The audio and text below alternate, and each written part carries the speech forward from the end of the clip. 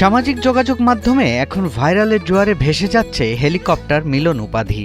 ভালোবেসে সাবেক এবং বর্তমান শিক্ষার্থীরাই শেয়ার দিচ্ছেন এ সংক্রান্ত নানা পোস্ট। কেউ সাবধান করে দিচ্ছে পড়াশোনায় অমনোযোগীদের, কেউ সতর্ক করছেন নকলবাজদের। কারণ একটি, হেলিকপ্টার মিলন নাকি আসছেন। কে এই হেলিকপ্টার মিলন? কেন এত প্রশংসায় ভাসছেন তিনি? ফার্স্ট বেচ, সেকেন্ড বেচ, থার্ড বেচ স্টার্ট করার পরে দেখা গেল ফোর্থ বেচ আর নকল করে না। দেখে দ্য মেসেজ।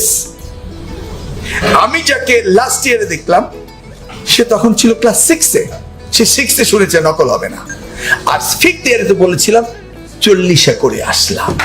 তিনি আর কেউ নন, সাবেক শিক্ষামন্ত্রী আ.ন.ম এহসানুল হক মিলন। 2001 থেকে 6 সাল পর্যন্ত বিএনপি শাসনামলে নকল বিরোধী কঠোর অবস্থানের জন্য আলোচিত ও জনপ্রিয় হয়ে ওঠেন এহসানুল হক মিলন। অনেকে তাকে হেলিকপ্টার মিলন বলে মজা করে, আবার কেউ বলে নকলের জম। শিক্ষাক্ষেত্রে তার কঠোর অবস্থানই এসব উপাধির জন্ম দিয়েছে। আমি যখন 2001 সালে দায়িত্ব পেলাম তার আগেও কিন্তু প্রশ্নপত্র ফাঁস হয়েছে, কিন্তু আমি চেয়ারে যাওয়ার পরে আর প্রশ্নপত্র ফাঁস হলো না। আমার ইন্টেনশনটাকে আমি প্রমাণ করেছিলাম। যেমন পরীক্ষার দিনে ওই হলের আশেপাশে কোনো ফটোকপি দোকান থাকিতে পারিবে না। মনে আছে আমার নোটিশগুলো?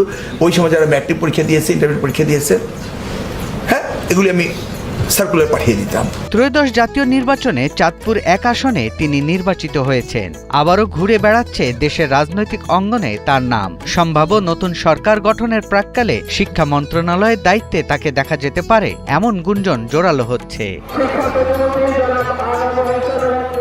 2001 থেকে 2006 সাল পর্যন্ত দায়িত্ব পালনকালে শিক্ষাক্ষেত্রে নকল প্রতিরোধে কঠোর পদক্ষেপ গ্রহণ করে তিনি আলোচনায় আসেন। পরীক্ষা কেন্দ্রে নজরদারি জোরদার, প্রশাসনিক তৎপরতা বৃদ্ধি এবং নকলের বিরুদ্ধে জিরো টলারেন্সের নীতির কারণে সে সময় তাকে নকল বিরোধী মুখ হিসেবেই দেখেছিলেন অনেকে।